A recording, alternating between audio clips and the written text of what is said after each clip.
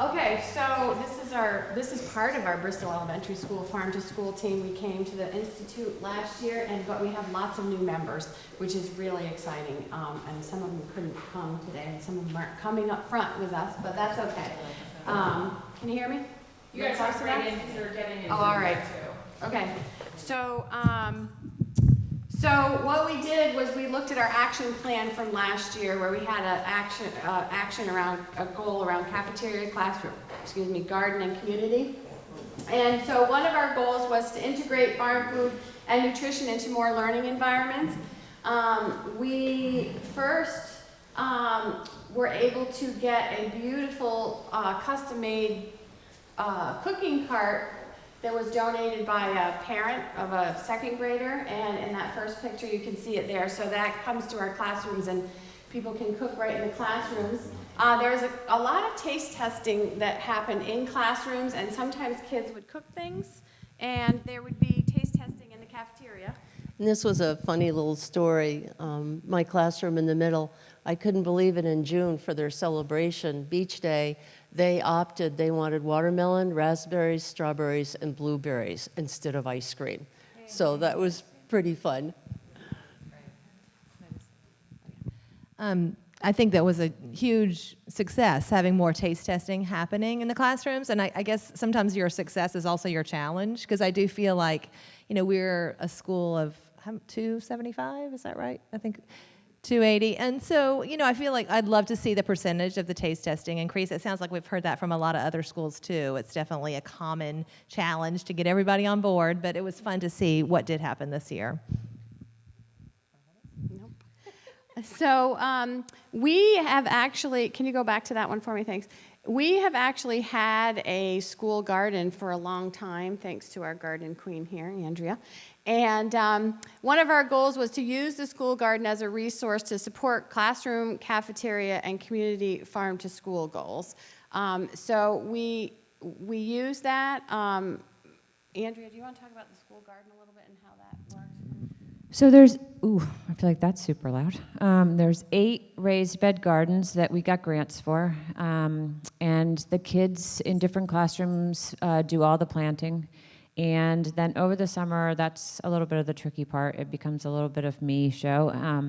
But our summer program kids take care of the garden for 1 or 2 weeks, and then I ask for parent volunteers to come in and weed and water and kind of take whatever's there they can pick. And then we definitely have things left in the fall. Kindergartners always get to dig 1 bed of potatoes, and this year we're doing pumpkins so the other kindergarten classes can do the pumpkins, and it's been a good experience. I feel like we'd like to do a little bit more with starting the seeds. We usually go to a local farm, and student council sponsors the purchase of those plants. So the gardens have been great. And that's been going on. How long have those gardens been there? 8 years? Yeah, a long time. So anyways, one of the big things that we did this year was we did a landscape design contest, and that was sparked by an email that I got from Megan, which probably many of you got also, from Vermont Edible Landscape, saying, do you want some edible landscaping from your school? And we said, yeah, that would be cool, but how about a grand plan instead of just sticking something in the ground? So one of our parents who joined our farm to school team said, well, let's sponsor a contest where kids and family and whoever can submit plans. You can go to the next slide. And so we did that, and as a part of that, this other parent who's also a community grower and on our team sponsored an after-school workshop, 21st Century Learning, whatever they call it. They change the name of it every year. But so we did that for like 4 weeks, where kids who were interested could come and work on their plans with us.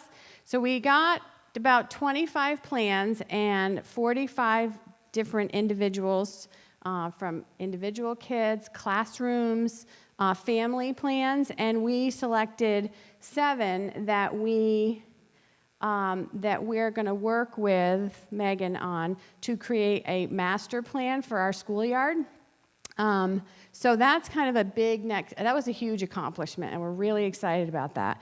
And so the master plan is next, and then the fundraising and all the pieces that go with that. So I think one of the important things about this was that the sort of main criteria for any entries was that the plan include edible landscaping as well as an outdoor learning space of any kind. Accessible for all. Universally accessible, yeah. So, so the other goal that we had was to develop strong, sustainable, and reciprocal community partnerships, and that definitely happened for us in a couple ways that were really evident. So Vermont Edible Landscapes, Megan Giro, is working with us, is on our team, as well as Jill Koppel from New Leaf Organics, and she has a farm stand in Bristol and is also a parent. So they are integral members of our team, and already there's some other people who are hearing about the work that we're doing and starting to step forward and offer different suggestions, materials, benches, you name it. So those community partnerships are growing, and that's really exciting too. I think that's it. So questions, 2 minutes for questions. Where did you get the idea for the landscape design competition? That was from Jill Koppel, who we were just sitting around the table at one of our monthly meetings, and we were just talking about, wouldn't it be great to, use these great ideas from Megan Giro with the edible landscape, but where should we put it? What should that look like? And then Jill just said, well, let's have a student contest and put it out there and see what students think. And we were like, that's a great idea, have it be student ideas. And so we kicked off this assembly. We did this, kind of skit and music, and, we were saying, join the landscape design contest, turn our playground into an edible landscape, so a lot of kids did jump on board, and this 21C workshop was really helpful too, because that kind of organized kids who needed to have some help and have some resources to get some ideas. And so it was about, 5 weeks as the contest went on for. And when we chose 7 winners, we got some donations from, Sandy.